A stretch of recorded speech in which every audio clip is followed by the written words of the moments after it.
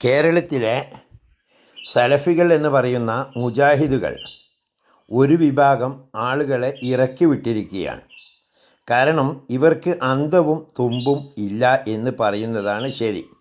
സ്വന്തം വീട്ടിലെ ആചാര അനുഷ്ഠാനങ്ങൾ പിന്തുടരാൻ പറ്റാത്തത് കൊണ്ട് പള്ളിയിൽ പോകണ്ട, അത്യാവശ്യം മയക്കുമരുന്നും കഞ്ചാവുമെല്ലാം ആകാം എന്ന മിഥ്യാധാരണ വെച്ച് പുലർത്തുന്ന ഒരു വിഭാഗം യുവാക്കളെയാണ് ഇവർ കളത്തിലിറക്കിയിരിക്കുന്നത്.